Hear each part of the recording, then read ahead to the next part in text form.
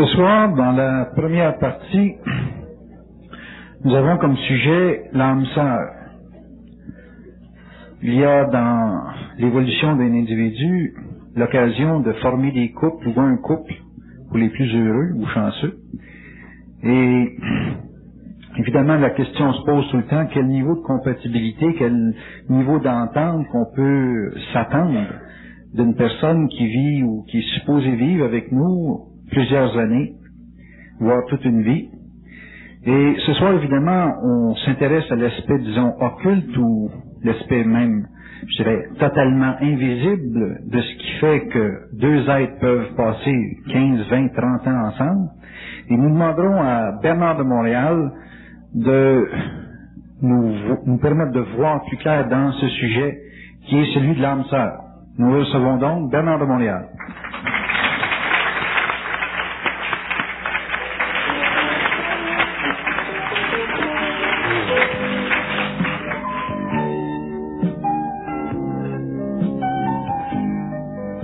Bonsoir Bernard.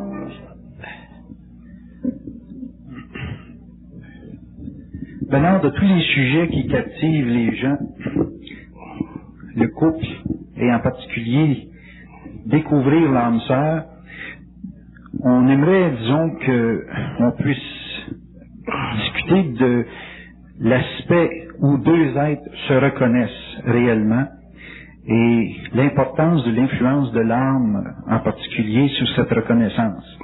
Donc, deux êtres qui s'associent pour faire un bout de chemin excédant les 2 mois, donc qui est capable de faire une période de temps assez longue avec un autre. Quels sont les aspects de leur âme, de leur développement personnel qui permet une composition, qui permet un échange réel pour pouvoir évoluer en couple pendant une longue période de temps? Qu'est-ce qui permet à deux êtres de se reconnaître au niveau de l'âme en particulier?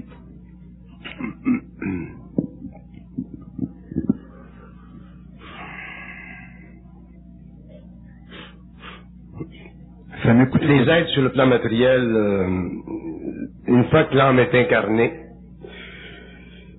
elle poursuit une évolution qui est personnelle. Mais aussi, elle poursuit une évolution qui est en relation avec d'autres âmes, parce que les âmes, ou l'âme, fonctionnent sur le plan de la mémoire. De l'âme, c'est de la mémoire. Et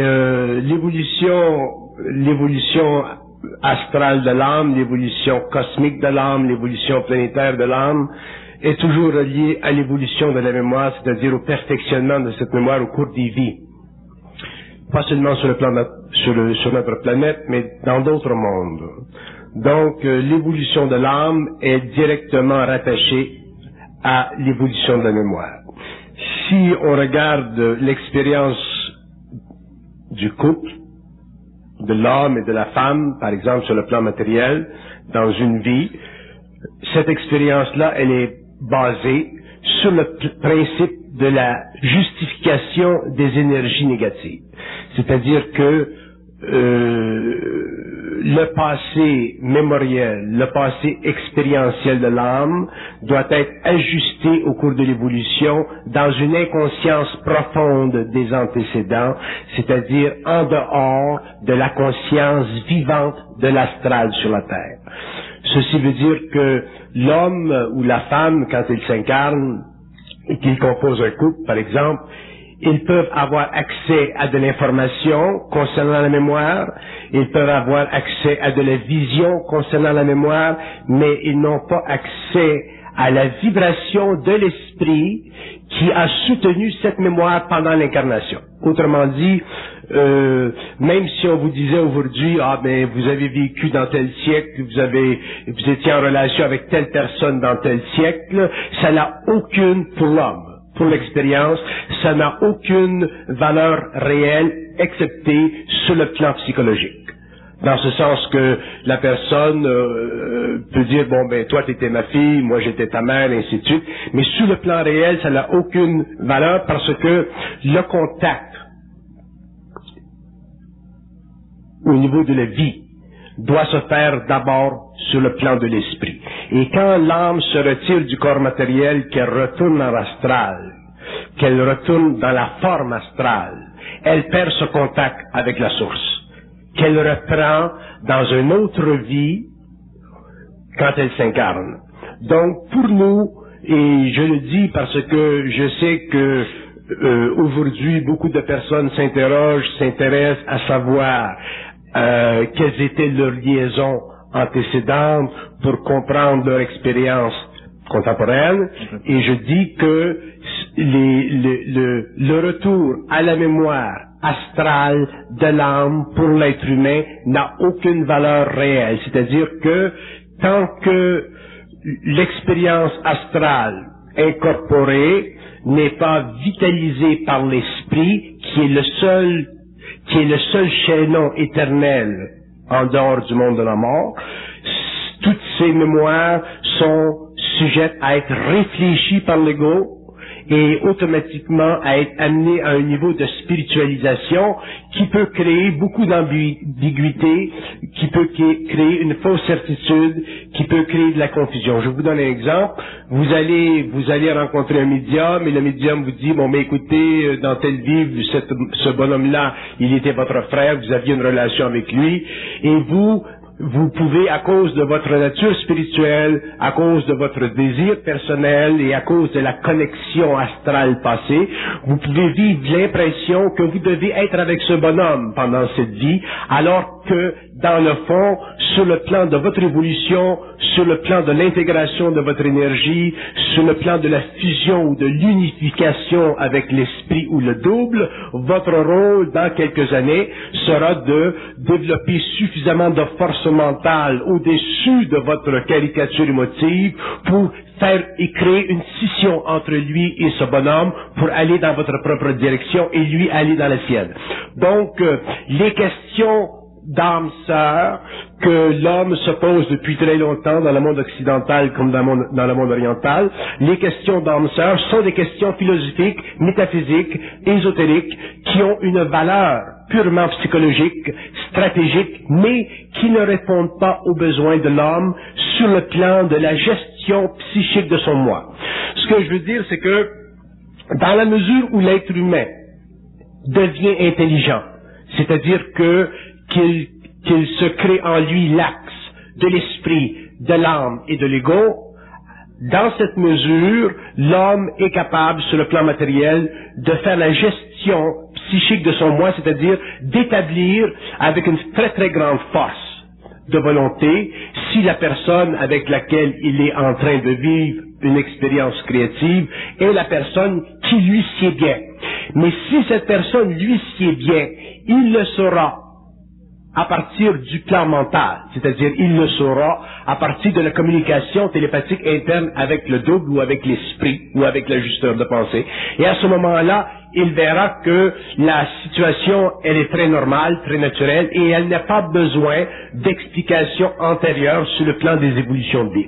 À ce moment-là, au lieu de dire, ou au lieu que nous disions, que cette personne c'est mon âme sœur ou cette personne c'est mon frère ou whatever, à ce moment-là, on dira que cette personne est mon parfait complémentaire. Sur le plan cosmique, le concept de la complémentarité qui sera dévoilé au fur et à mesure où l'homme entrera dans la conscience concrète des relations, de l'énergie de l'âme et des retenues de la vibration de l'âme sur le plan humain en fonction de la puissance de fusion de l'esprit, permettra à l'individu de réaliser que dans l'évolution de l'âme, dans l'évolution de la mémoire, d'ailleurs on ne devrait jamais utiliser le mot âme sur la terre, parce que le mot âme c'est un mot qui est très ancien, c'est un mot qui fait partie de la spiritualité ésotérique des anciennes civilisations, et un jour on sera obligé d'utiliser le mot mémoire au lieu de parler de mot âme, et de se créer un nouveau vocabulaire pour donner à cette mémoire une certaine fonction scientifique, réelle, objectivement étudiable sur le plan d'une science nouvelle. Autrement dit, il viendra le jour où l'homme pourra, par exemple, venir en contact avec un cristal magnétisé à une très très haute fréquence et voir dans ce cristal, en contact avec ce cristal, une partie de son passé, une partie de son énergie anémique, et il sera capable aussi de guérir ses corps à partir de cette énergie qui ne fera même pas partie de la connexion avec son corps astral, qui sera totalement intégrée dans la conscience de ses cellules. Donc, le mot âme commence à être totalement sans utilité. On l'utilise pour des raisons d'étude ou de compréhension métaphysique. On l'utilise pour des raisons de compréhension personnelle, mais nous devons développer des nouveaux concepts qui nous permettront avec le temps d'avoir accès à une science réellement objective de l'invisible. Donc, dans l'invisible, il y a l'esprit. Même le terme esprit un jour sera éliminé du vocabulaire humain parce que le terme esprit renferme trop de mémoire spirituelle et il empêche l'homme d'avoir accès à une conscience scientifique de l'énergie qui participe à la construction du plan mental et du plan astral de l'homme, qui s'occupe de l'évolution dans les mémoires de l'homme et qui s'occupe aussi de la distribution au cours des incarnations des différentes programmations d'évolution. Donc l'esprit c'est quoi? L'esprit c'est une intelligence. Il vient où? Il est où? Il se situe où? Quelle est sa fonction? Quelle est sa réalisation? Quelle est sa hiérarchie? Quelle est sa cosmicité? Quelle est sa grandeur de pouvoir? L'esprit c'est une intelligence. Est-ce qu'il a un corps? Il n'a pas besoin de corps. Pourquoi? Parce qu'il ne fait pas partie du temps. Pourquoi? Parce qu'il ne meurt pas. Donc, dans le monde de l'esprit, dans le monde du mental, le temps n'existe pas parce que le temps fait partie de l'évolution des mémoires. Lorsque vous parlez de l'évolution de la création en dehors de la mémoire, vous parlez de dimensions qui sont totalement cosmiques, qui sont totalement éternelles, qui n'ont plus besoin de temps pour créer le référentiel énergétique du rayonnement de l'énergie que l'âme a de besoin pour s'identifier, pour se numéroter dans les archives universelles. Donc l'esprit, c'est une intelligence qui n'a pas de corps. Quelle est sa fonction? Sa fonction, c'est de rayonner une vibration, de mettre en action une vibration sur le plan mental pour que cette vibration se connecte avec la conscience des cellules du cerveau, pour qu'elle crée dans le cerveau une énergie qui peut se codifier, qui peut s'engendrer et créer ce que nous appelons sur la Terre, dans notre conscience subjective, la pensée ou le mode de pensée subjective. Lorsque l'homme sera conscient, à ce moment-là, le concept de l'esprit disparaîtra de sa conscience mentale parce que il vivra une communication télépathique avec cette source d'énergie. Donc, à ce moment-là, l'esprit ne sera plus pour l'homme simplement une vague notion symbolique d'une origine cosmique quelconque, d'une certaine nature infinie qui traite avec sa propre nature humaine, mais cet esprit sera réellement la source, la doublure cosmique de son intégrale réalisation en tant qu'esprit, âme et ego, ce que nous appelons l'homme. Si nous nous occupons trop de certains concepts anciens, de certains concepts qui n'ont pas de puissance, de certains concepts qui font partie encore de la manipulation astrale, de la psychologie, de la valeur des mots dans le mental humain, nous ne pouvons pas comprendre la réalité de l'homme, nous ne pouvons pas comprendre la substance de son esprit, c'est-à-dire la substance de la lumière qui utilise la vibration pour connecter avec l'âme afin de faire vibrer l'énergie qui donne à l'homme le surcroît de présence, c'est-à-dire une mémoire qui s'infiltre dans l'ego et qui permet à l'homme de développer ou de prendre une certaine conscience de lui-même. Donc, le concept de l'âme sœur, c'est un concept qui est spirituellement valable, qui est absolument sans aucune utilité sur le plan cosmique et qui sera éventuellement remplacé par une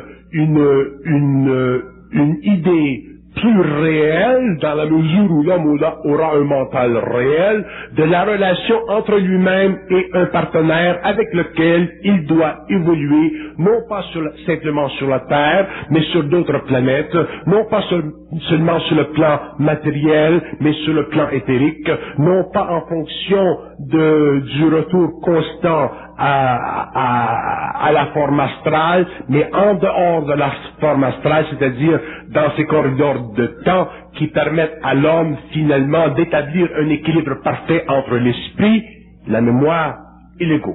Donc, le concept de l'âme sœur, c'est un concept qui peut être utile pour les gens qui sont encore des êtres spirituels, qui ne sont pas encore arrivés à une évolution mentale de leur propre savoir. Une fois que l'homme sera arrivé dans cette conscience mentale, qui fait partie de la conscience des cellules en éveil, le concept de l'âme sœur ne sera plus utile, mais il cherchera dans la vie son complémentaire. Donc, ce complémentaire, il vient où? Le complémentaire de la vie de l'homme ne peut pas lui être donné par rapport à des données astrales.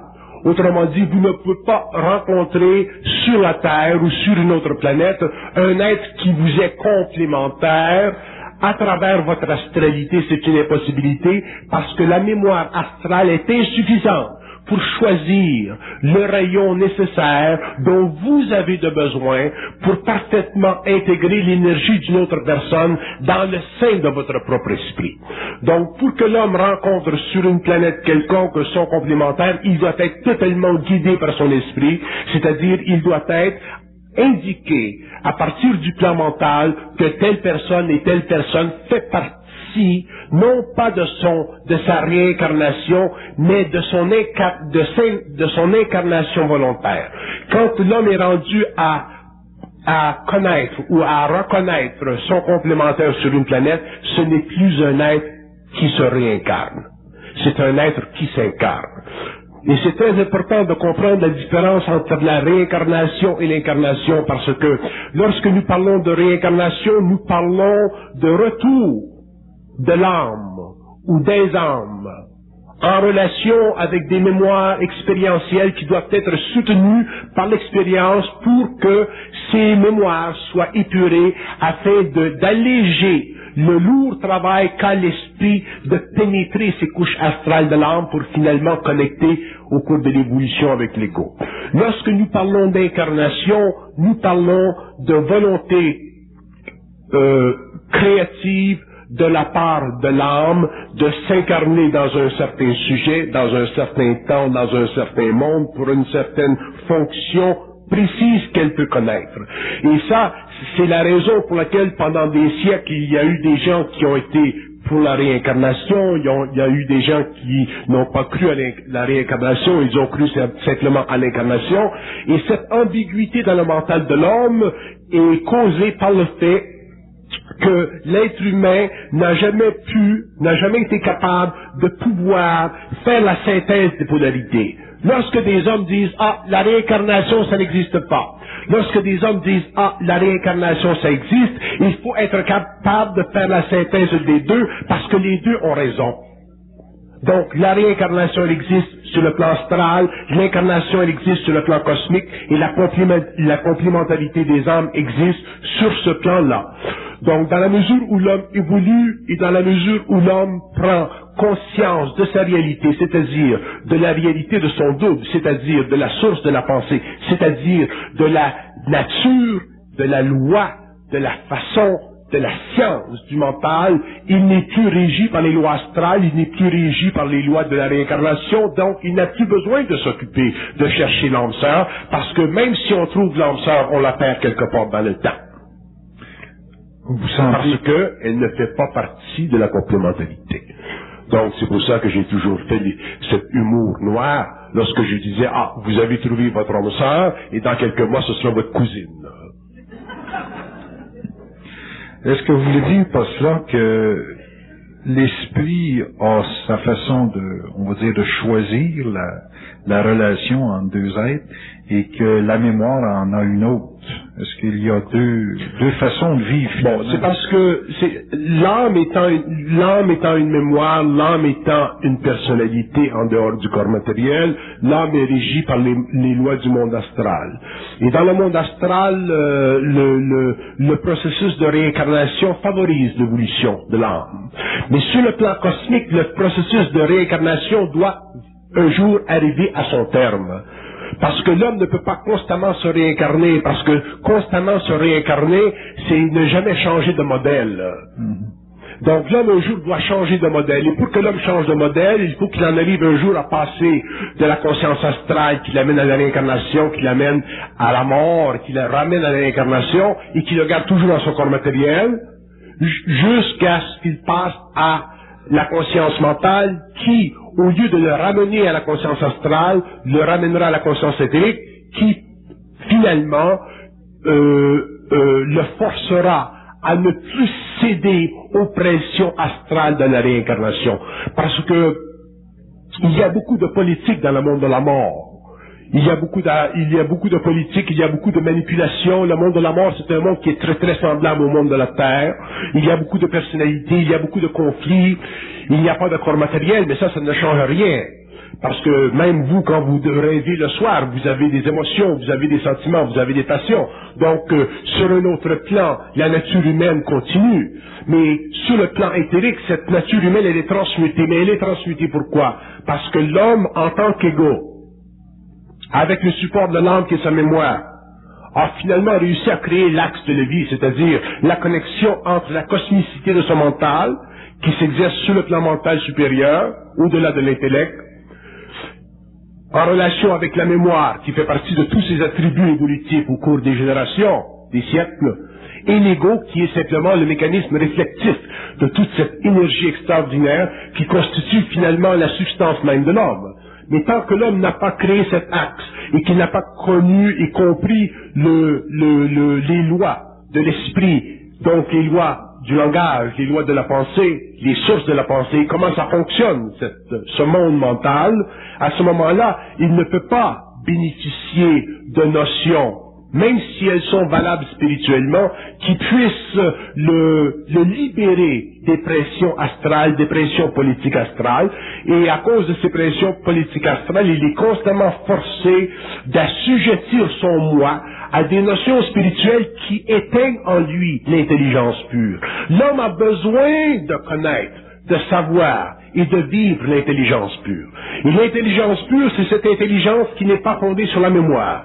C'est cette intelligence qui ne fait pas partie du mouvement de l'âme sur la terre. C'est cette intelligence qui fait partie de la construction de l'axe entre l'esprit, l'âme et l'ego, et qui finalement amène l'homme à se séparer du monde astral pour entrer dans le monde éthérique. Donc cette intelligence pure il ne peut pas être fondée sur la mémoire de l'humanité parce qu'elle ne fait pas partie du temps. Et lorsque nous avons des notions sur notre planète qui sont intéressantes, qui sont excitantes, qui sont fascinantes, nous sommes toujours éventuellement forcés de réaliser, après 2, 3, 4, 5 générations, que nous ne sommes nulle part plus avancés que nous étions là. Et lorsqu'un homme arrive à 80, 70, 55 ans, 90 ans, et qu'il n'est pas arrivé à pouvoir finalement mettre le doigt sur sa réalité, et qu'il doit mourir dans la maladie, la sénilité, et ainsi de suite, pour retourner dans le monde de la mort et recommencer, c'est une insulte à l'intelligence de l'homme. Et quand je dis une insulte à l'intelligence de l'homme, je dis une insulte à l'intelligence cosmique de l'homme qui n'est pas vécue, qui n'est pas véhiculée en lui. Pourquoi? Parce qu'il est trop rempli dans son mental de notions qui font partie du monde étrange de la mort, c'est-à-dire du monde astral. C'est pour ça que nous n'avons pas de conscience idéale, que nous n'avons pas de conscience identique à soi, que nous n'avons pas de savoir universel et personnel à la fois, que nous ne sommes pas capables d'individualiser la connaissance, de fragmenter les notions qui nous sont parvenues au cours des siècles et de réellement voir à travers cette brume épaisse qui ont fait de nous des êtres, des esclaves de la recherche. Pourquoi l'homme aurait besoin de faire de la recherche? Nous n'avons pas à rechercher quoi que ce soit. Nous sommes ce que nous sommes. Nous sommes des êtres de lumière parce que nous avons accès potentiellement à un plan mental qui regorge d'énergie, qui regorge de mémoire cosmique, qui connaît et qui comprend parfaitement le monde de la mort, qui a des notions totalement complètes sur le temporel et qui aussi comprend parfaitement l'intemporel. Nous n'avons pas besoin de mémoire. Les mémoires qui nous soutiennent sur le plan de l'ego sont des mémoires normales, ce sont des petites mémoires pour l'action de tous les jours, parce que nous ne sommes pas encore sur le plan de l'éther. Mais l'homme n'a pas besoin de toute cette mémoire, de tout ce bagage de mémoire qu'il a accumulé pendant des siècles et qui ne font que le forcer à réfléchir sur des notions dont il n'a jamais la certitude absolue. Donc c'est une perte de temps, c'est une perte d'énergie sur le plan de l'esprit, et c'est pour ça que nous sommes obligés de nous renfermer pendant des années et des années dans une étude de soi, dans une étude de ce que les autres ont dit, une étude de ce que les autres ont écrit, parce que nous ne comprenons pas encore que le phénomène de l'intelligence sur la Terre commence simplement à s'implanter. L'homme sur la Terre n'est pas intelligent, même s'il envoie des roquettes sur la Lune ou qu'il a une grande technologie, ce n'est pas de l'intelligence, ça. C'est simplement de la mémoire astrale recanalisée à travers l'ego pour l'utilité de l'homme, pour l'expérience de l'homme, pour l'expérience des nations et pour l'utilisation et pour l'utilité du monde de la mort. Toute la science que nous avons développée dans l'Occident, les Russes l'ont obtenue. Toute la science que nous avons aujourd'hui, les Chinois vont l'obtenir. Donc, toute cette science, elle fait partie de quoi? Elle fait partie du retour constant de la politique astrale à travers le cerveau humain qui est inconscient et qui manipule cette énergie et qui se croit intelligent. Donc, l'intelligence sur la Terre n'existe pas et elle existera parce qu'elle fait partie de l'évolution. Mais lorsque cette intelligence viendra sur la Terre, elle brûlera la mémoire. Donc les hommes qui travailleront avec cette énergie feront des choses qui seront totalement nouvelles, totalement autres, totalement régies par d'autres plans. Et les notions que nous avons aujourd'hui seront aussi archaïques dans quelques siècles, dans quelques générations, que ce que nous avons connu il y a des siècles. L'âme a ses lois. Est-ce que l'esprit a des lois différentes de celles de l'âme? L'esprit n'a pas de loi. L'esprit crée les lois. L'âme a des lois parce que l'âme est régie par le monde luciférien. Le monde luciférien, les plans lucifériens, les forces lucifériennes sont les forces qui descendent dans la matière. Ce sont les forces nécessaires. Je n'utilise pas le terme luciférien dans un sens moral, chrétien du terme. J'utilise le terme luciférien dans le sens d'une énergie, d'une lumière qui est utilisée vers la descente, vers la création de la matière. Donc, ces forces sont nécessaires. Par contre, ces forces, tant que l'homme n'en connaît pas les lois, ce sont des forces qui manipulent. Donc, l'homme se fait manipuler sur le plan humain terrestre au niveau de sa pensée, parce qu'il n'a pas de pensée réelle, et l'âme se fait manipuler dans le monde de la mort, parce que l'âme est régie par ces forces descendantes. Mais l'homme retourne maintenant. Nous entrons dans un temps, dans un cycle, dans un ère, qui durera 2500 ans, où l'homme prendra conscience totale de son être, c'est-à-dire où l'homme passera de l'évolution en évolution, où l'homme connaîtra le phénomène de la pensée comme il a connu le phénomène de la pensée subjective. Autrement dit, l'homme connaîtra le phénomène de la communication télépathique avec le plan mental, avec les circuits universels, comme il a connu dans son ambiance psychologique le phénomène de la pensée. Autant l'homme a pensé, l'homme communiquera. Autant l'homme a pensé, l'homme ne pensera plus. Autant l'homme communiquera, l'homme ne voudra même plus penser, parce que ce sera une insulte à sa conscience. Mais si vous dites aujourd'hui à l'homme que penser c'est une insulte à sa conscience, il ne comprend pas, et c'est normal, parce que ça fait partie de l'évolution de la conscience supramentale sur la Terre. Mais viendra le temps où ce sera aussi archaïque pour l'homme de penser que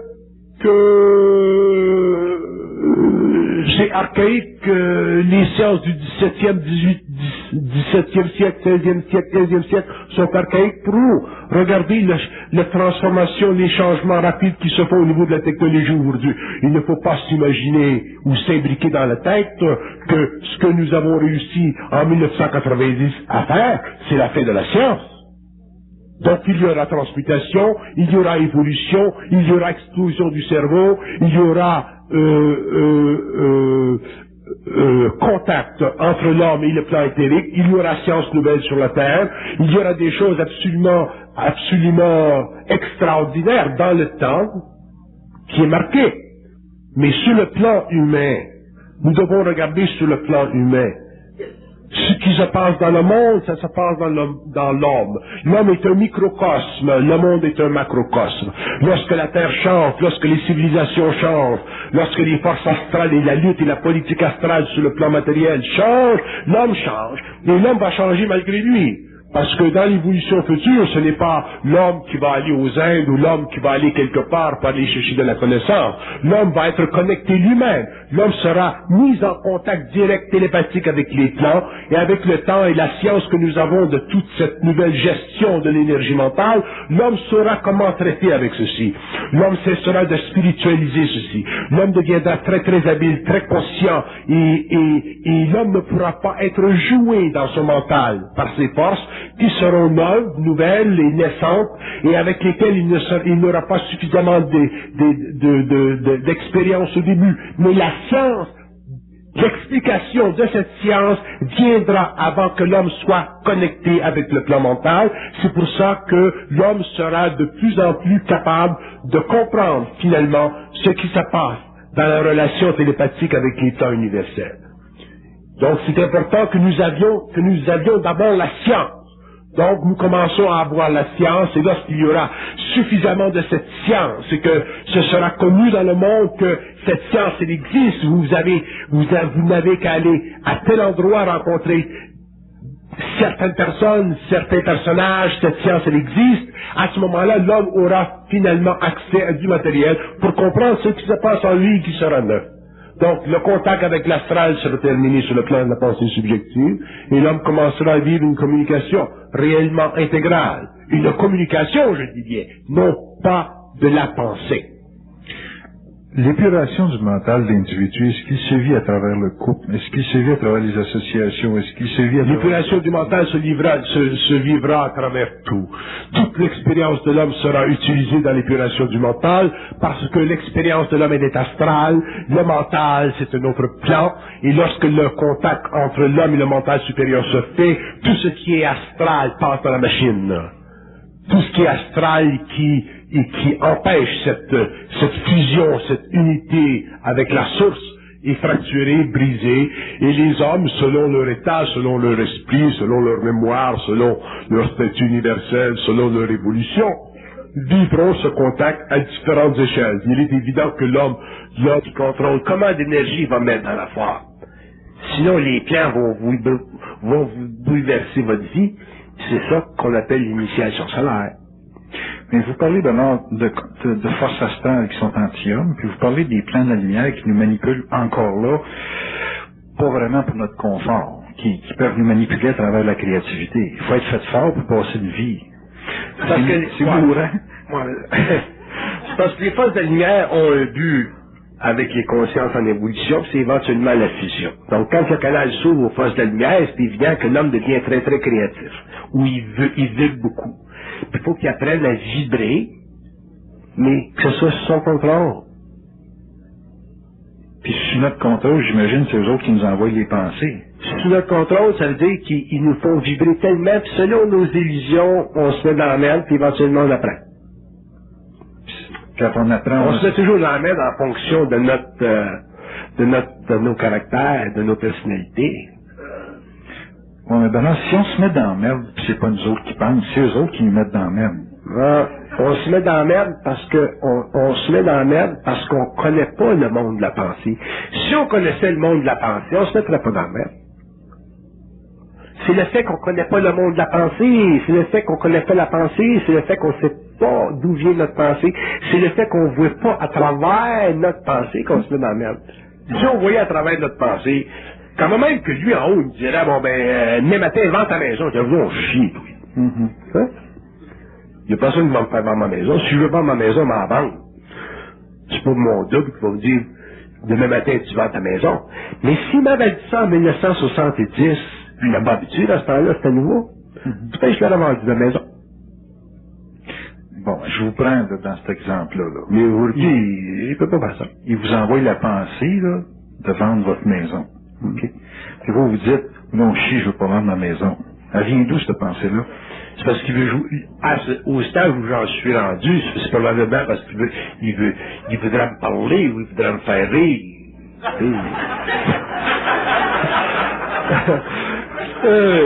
Ils ont des jokes dispendieux.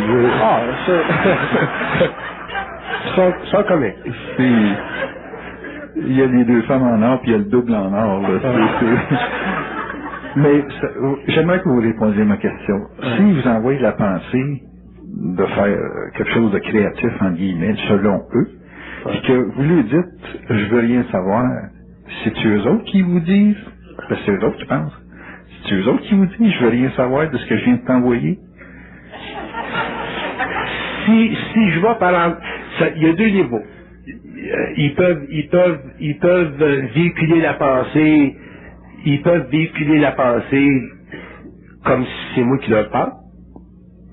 Puis si je vais aller plus loin, moi, je peux aller à la source de la pensée pour voir que c'est eux autres qui me répondent ça. Mais pour ça, il faut que l'ego soit totalement désengagé, sans ça tu rentres dans la grande bâtisse. Tu sais, l'homme a besoin d'une identité. C'est le plan matériel. Mais ultimement, là, un homme qui sera en contact avec le plan mental, puis il se fait dire par le plan mental, vends ta pensée, elle veut dire...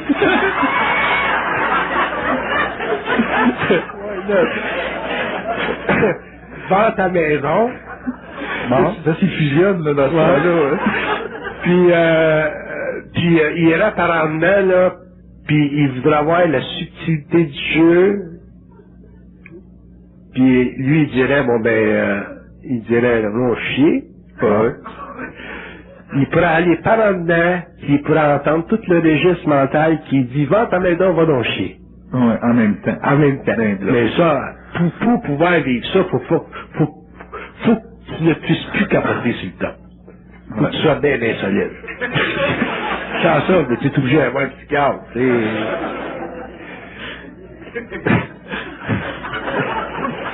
Vous avez souvent parlé parce que si la pensée vient d'ailleurs, elle vient d'ailleurs de haut en bas, puis elle vient d'ailleurs de bas en haut. Tu sais, elle vient d'ailleurs de tout. La réception puis l'émission, ça vient toujours d'ailleurs. Ouais. Seulement pour qu'il y ait un partnership psychique entre l'homme et les plans, pour qu'il y ait une conversion d'énergie constante entre le cerveau et les plans, pour qu'il y ait une émulation de l'énergie créatrice sur la Terre, faut que l'homme, de temps en temps, ait l'impression que ça vient de lui. Mais dans le fond, ça vient toujours d'ailleurs. On peut se prendre une image, il vous donne une auto, mais les enregistrements sont à leur nom. Ouais, c'est ça. En gros, c'est ça. C'est ça. Ouais. J'ai déjà expliqué ça en public, j'ai déjà dit, parce que ça faisait partie de mon expérience, parce qu'il fallait que je comprenne ces aspects occultes-là. Mais quand je disais, en 69, au début de la fusion, puis qu'il me disait, la mort, t'es intelligent, t'es à l'université, tu fais de ça, tu sais qu'est-ce que c'est, additionner 1 plus 1, puis il disait, essaye donc d'additionner 1 plus 1, puis là, j'étais pas capable. Puis là, il dit, ah ouais, moi, là, j'étais capable. Fait que ça vient tout d'en haut. C'est difficile pour un être humain de s'imaginer que la pensée ne fait pas partie de lui, parce que on a différencié notre nature en astralisant notre conscience à un point tel qu'on a perdu contact avec notre source.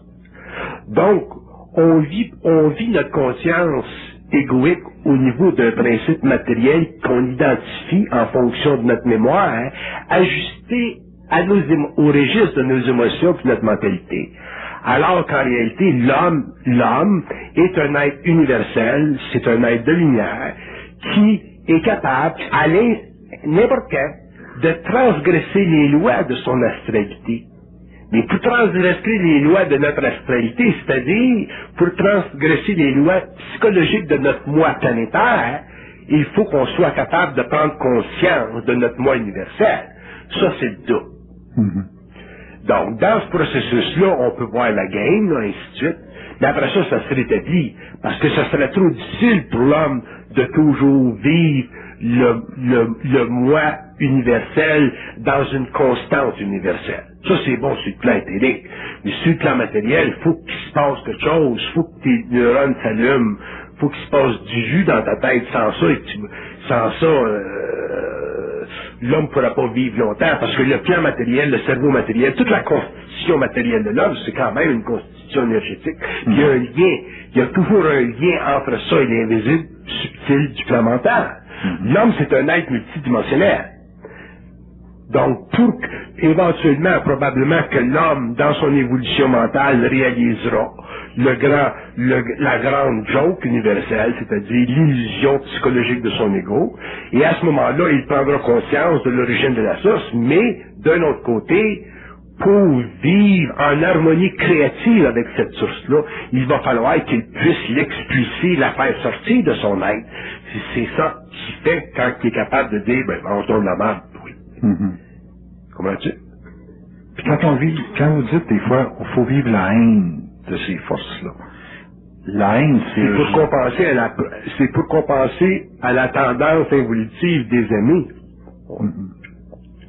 Les religions nous ont fait aimer les dieux, les religions nous ont fait aimer un Dieu, les religions nous ont fait aimer le monde des esprits, la Vierge, tout ça, tout ces.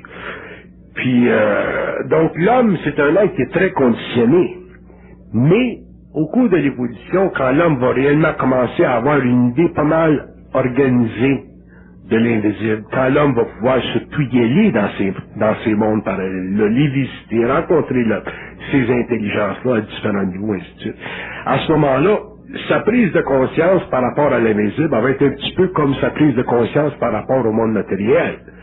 Il va voir que ces mondes-là sont organisés, hiérarchisés, sont fixés sur certaines planètes, sur certains globes, que l'univers matériel est simplement une recomposition cosmique d'un univers beaucoup plus vaste qui existe sur des plans qu'on voit pas parce qu'on n'a pas la longueur d'onde pour les voir actuellement, parce qu'on n'a pas accès à notre conscience éthérique. Une fois que l'homme va avoir accès à sa conscience éthérique, ces mondes-là seront plus invisibles pour lui, ils deviendront visibles. Et à ce moment-là, l'homme vivra sur la Terre une conscience qui sera beaucoup plus partagée entre l'invisible, autrement dit le macrocosmique, et le petit planétaire dans lequel il vit. Ça fait partie de l'évolution des sphères. Faut pas s'imaginer que dans 100 ans d'évolution scientifique sur la Terre, 100 ans de tâtonnement en psychologie, qu'on est arrivé à comprendre les mystères de la vie. Pour les comprendre, les mystères, il faut parler à eux autres. Parce que c'est le manque de communication avec eux autres, le manque de communication mentale, scientifique avec eux autres, qui a créé les mystères. Dans le fond, les mystères, ça n'existe pas. Mais pour pouvoir communiquer avec eux autres, avec ces êtres-là, sur ces plans-là, dans ces mondes-là, faut prendre conscience des lois fondamentales de l'évolution, dont une particulière est celle qui permet à l'homme de réaliser que la pensée vient d'ailleurs. Comme je dis souvent, si tu amènes une radio en Afrique, tu montres ça à un Africain, puis le radio parle, puis l'Africain dit, le radio parle, c'est normal, c'est en Afrique, rien là. Et quand tu l'amènes à New York, la radio, puis il parle, puis le gars se met à quatre pattes à terre, parce que la radio parle, il est temps que tu le dans ma grande bâtisse. On est un petit peu comme ça. On est tous des Africains. À ce point-là. Bon, ben oui, c'est évident. C'est évident. Bon, ben, comment qu'on peut montrer un Africain que ça vient pas du radio? Faut se l'amener à New York.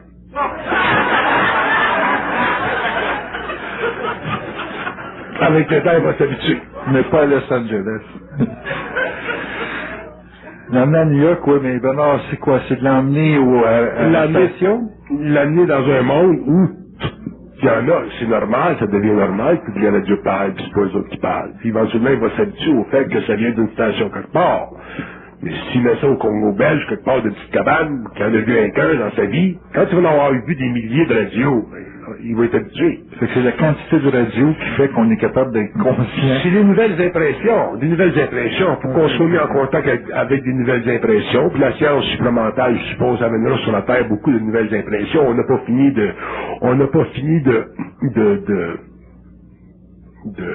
pénétrer les mystères. On n'a pas fini d'étudier l'invisible. On n'a pas fini de comprendre. On n'a pas fini. Mais on peut maintenant le faire parce qu'on a contact avec ces plans-là. Bon, on sort d'une inconscience des plans en vivant une impression d'invisible, si je comprends bien ça. Comment on peut aller chercher cette impression-là de l'invisible? Cette impression-là qui nous fait voir que l'invisible, c'est ça. D'abord, à travers l'illusion de la pensée. À travers l'illusion de la pensée. Ça se vit comment, là? La pensée, c'est une voie intérieure, tu sais.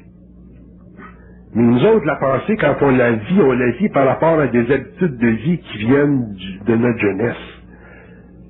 Excepté pour les médiums, là, des gens extra-lucides, souvent, là, qui vivent ça, ou des gens qui ont vécu un certain développement spirituel dans des systèmes ésotériques. Donc, la pensée devient plus vivante. Mais pour l'être humain, la pensée, ça fait partie de son moi. Puis il n'est pas capable de se dissocier psychologiquement de son moi parce que c'est l'ultime sécurité psychologique de son ego. S'il va à un registre supérieur où il intervient dans le phénomène de la pensée, dans le sens qu'il intercepte volontairement la qualité mobile du mental, qui est l'exercice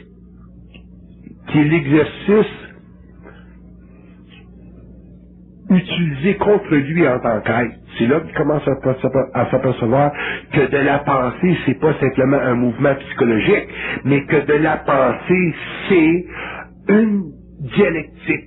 C'est une communication qui, pour le moment, peut être astrale, basse ou haute, astrale, et qui, ultimement, est mentale et cosmique. L'homme va être obligé de passer par ça.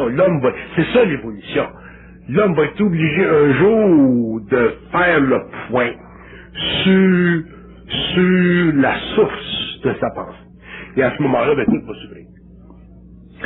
Maintenant, est-ce que c'est possible que ce soit plus facile pour une personne de prendre conscience de cet état de fait là, que vous parlez, en étant plus capable de supporter sa pensée? Parce que moi, je remarque souvent dans mes consultations, les gens se responsabilisent beaucoup, mais en grande partie, c'est lié au fait que tout ce qu'ils vivent, c'est en jeu.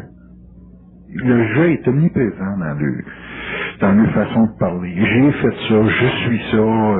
Ils ont toujours une interprétation de tout ce qu'ils font en jeu. Est-ce que c'est possible que l'individu prenne contact avec l'invisible en étant plus capable de supporter le jeu dans la pensée? Vous avez le droit universellement parlant, l'homme a le droit d'utiliser le jeu sur le plan de la parole. Pour convertir le tu dans une manifestation autogénérative. Mais sur le plan universel, conscient, occulte du mental, le je n'existe pas. Un homme qui est conscient que le je dans sa tête, c'est son double qui parle en jeu. Ce n'est pas lui qui se parle en jeu. Le jeu, ça fait partie de la déformation astrale de la conscience humaine. Ça fait partie de la confusion des réseaux télépathiques, universels, utilisés pour le développement de la conscience systémique sur la Terre. Le jeu, c'est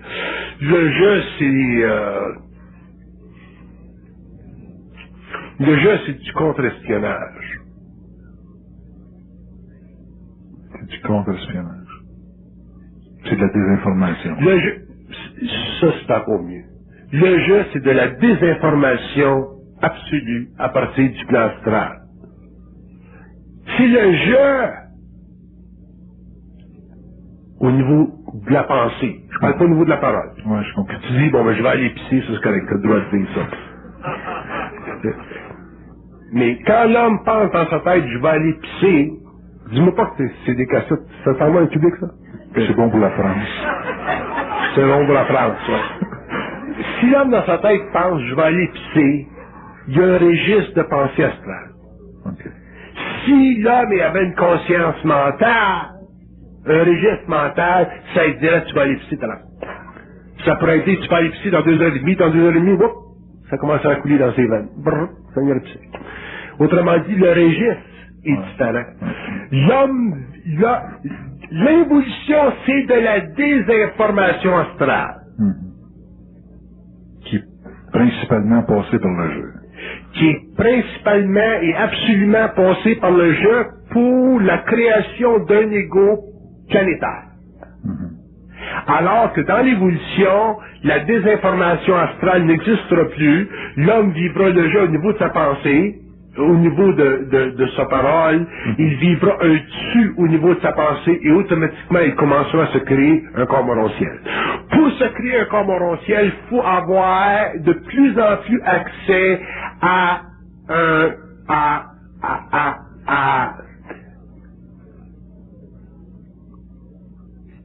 un paramètre d'identité transpersonnelle.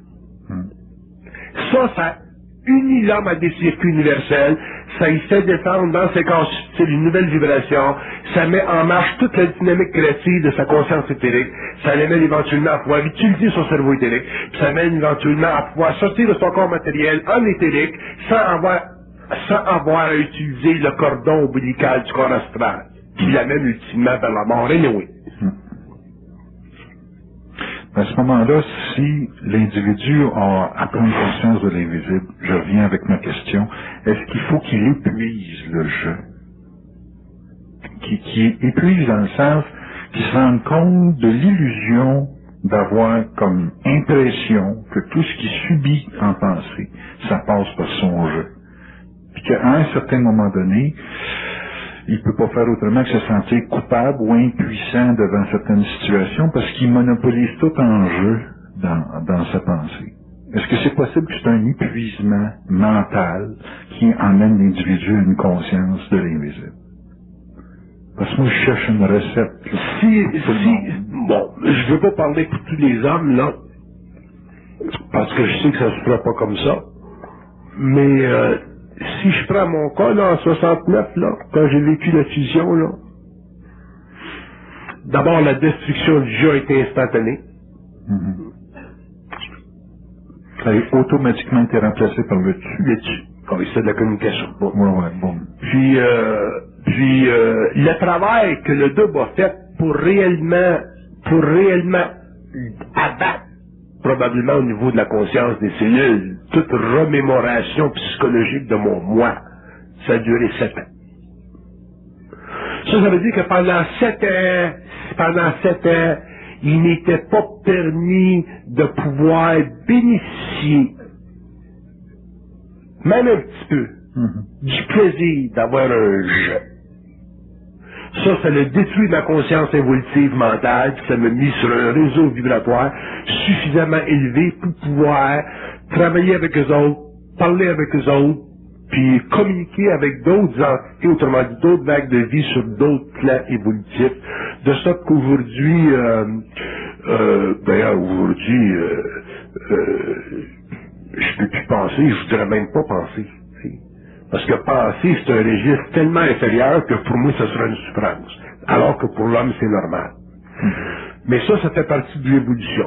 Mais si on parle de l'évolution, là, les nouvelles vagues de vie qui s'incarneront dans 2, 3, 4, 5, 6, 7, 8, 900 ans, là, dans des nouveaux systèmes d'évolution, dans des nouveaux systèmes de conscience, dans des nouveaux systèmes de vie, dans des nouveaux systèmes de sciences psychologiques, le jeu deviendra de moins en moins utile chez l'homme, puis il sera remplacé par le dessus au niveau interne, puis il sera remplacé, il demeurera au niveau expressif externe, puis l'identification entre les hommes.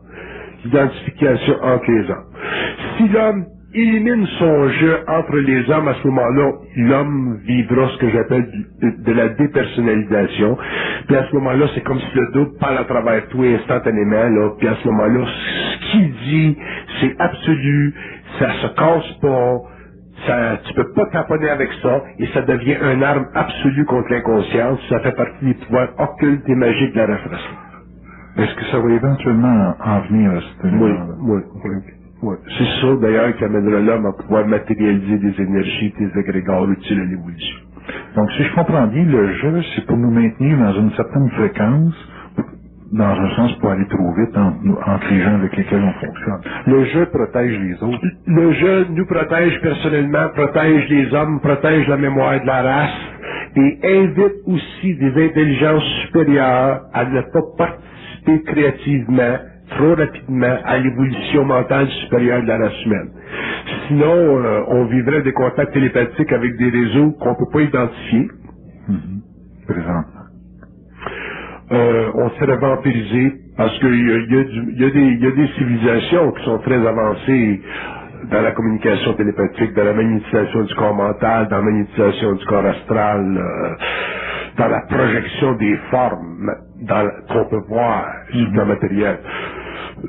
Il y a des civilisations qui sont tellement avancées dans la science de l'énergie que ces civilisations-là feraient interférence avec le double, et au lieu que l'homme vienne en contact avec le double, l'homme viendra en contact télépathique avec des réseaux qui sont panplanétaires, autrement dit des réseaux qui font partie d'autres civilisations qui ont donné naissance à la race humaine, mais qui ne sont pas à la source des êtres. appartenant au plan mental. Ce sont des êtres qui ont des corps, qui sont capables de matérialiser, dématérialiser à volonté, mais qui ne sont pas les maîtres absolus de l'homme. Ils sont simplement les maîtres de sa genèse biologique. Ils peuvent interférer dans... Oh, ben, effectivement, si vous regardez le cas de Stryber aux États-Unis, c'est un exemple. C'est important. La communication sur la planète. La communication, c'est tout. Ah, d'ailleurs, la communication, c'est tout. La communication, c'est tout. La communication entre les hommes, c'est tout. C'est très peu, parce qu'on est très peu capable de communiquer. Puis la communication entre l'homme et les autres plans, c'est réellement tout. On parle de communication. Il n'y a rien d'important dans l'univers autre que la communication.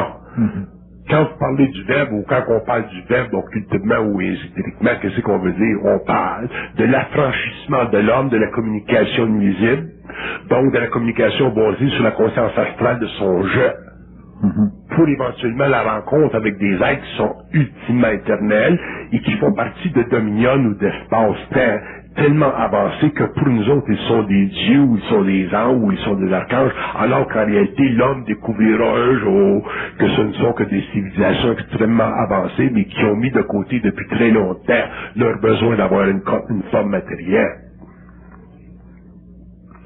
Mais Bernard, on regarde juste le problème de la communication entre les hommes. C'est un problème de jeu, c'est un problème de personnalité, c'est un problème de rapport de valeur entre les êtres. C'est un problème de hiérarchisation de la communication. On n'est même pas capable de se parler entre nous autres d'une façon objective puis de se comprendre. Imaginez-vous s'il faudrait qu'on commence à parler avec d'autres réseaux. On se la fait à l'os. C'est pour ça qu'on est protégé. Donc, en attendant, tant que l'homme a un jeu au niveau de sa pensée, mais qu'il le garde, puis je suis content qu'il le garde. Puis quand tu vas le perdre, il va le perdre, puis il pourra rien faire. Tu peux rien faire quand tu perds le jeu puis tu rentres là-dessus. Mais c'est évident que tu peux pas être conscient puis vivre le jeu. Le jeu, c'est pour tomber. Je vais pisser. Ça, c'est correct. Mais dans ta tête, tu peux pas vivre un jeu, je vais pisser, parce que dans ta tête, c'est le double qui te parle, puis les autres pissent pas. Fait que ça devient une contradiction en termes.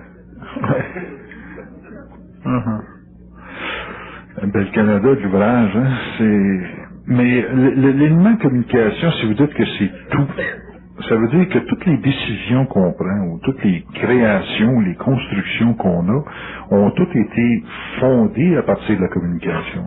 Toutes les décisions qu'on prend sont fondées à partir d'un certain niveau quelconque de désinformation. Les constructions qu'on a sur la planète existent par la désinformation. Oui. On a réussi à faire tout ça. La science sur la Terre, c'est une science alimanienne qui fait partie de l'astral. On a réussi à faire tout ça. On a réussi à rien faire. Tout est inventé dans l'astral. Tout ce que l'homme vit sur le plan matériel en tant que science vient de l'astral. Si l'homme était conscient sur la Terre, si l'homme avait une conscience, si l'homme était en contact avec les circuits universels sur la Terre, s'il faisait partie du monde mental des architectures, la science sur la Terre serait pas ce qu'elle est. La science sur la Terre, c'est une abomination. C'est de l'enfantillage. Parce que la science sur la Terre est totalement incapable de poursuivre son évolution systémique à partir d'une convention créative permettant à l'homme d'utiliser sa force générative de façon continue. La science, elle détruit en même temps qu'elle crée, elle détruit. D'ailleurs, elle ne crée pas la science, elle fait simplement inventer ce qui est dans l'astral. La science n'existe pas sur la Terre. Ce que nous avons sur la Terre, c'est ce qu'on appelle une science arimanienne. Ça fait partie du travail des entités dans l'astral qui, à travers la science sur la Terre, continue à perpétuer sur la Terre le karma planétaire des races. C'est-à-dire que la science qu'on a, c'est une amplification karmique. La science qu'on a, c'est une amplification, puis c'est une continuité karmique du karma planétaire. La bombe atomique, la radiation, la télévision. L'homme n'est pas prêt sur la Terre à avoir de la télévision. Pourquoi vous dites ça? Parce que l'homme n'est pas suffisamment conscient pour pouvoir bénéficier créativement d'images électroniques sans être influencé par elles. Ah, ok, ouais. À cause de la croyance. La télévision, elle existe. La télévision ou l'image électronique existe dans d'autres mondes, sur d'autres niveaux, sur d'autres plans. Mais c'est une science qui est totalement utile à la civilisation. Tandis que nous autres, ici, la télévision, il y a une petite partie qui est utile, une petite partie qui est utile, surtout dans les beaux-arts, dans la belle musique, dans les grands films. Mais la science sur la Terre, c'est une science alimanienne. Ce serait quoi de la Un science? scientiste, un être qui serait conscient, un être qui serait conscient et qui travaillerait dans la science, je sais pas, mais dans la science de l'énergie, dans la science de l'atome, pourrait jamais fusionner l'atome.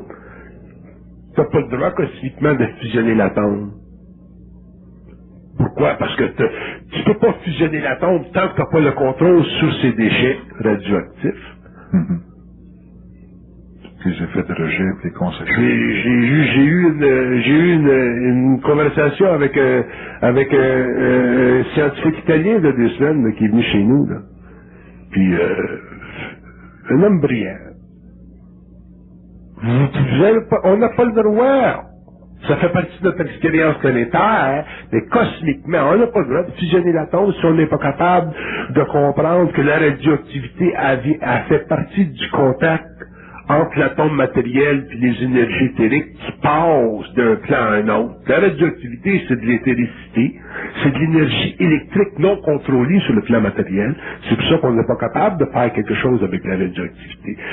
Tant qu'une science n'est pas capable de contrôler, autrement dit, tant qu'une science ne connaît pas la conséquence de ses actes, cette science-là est alimanienne.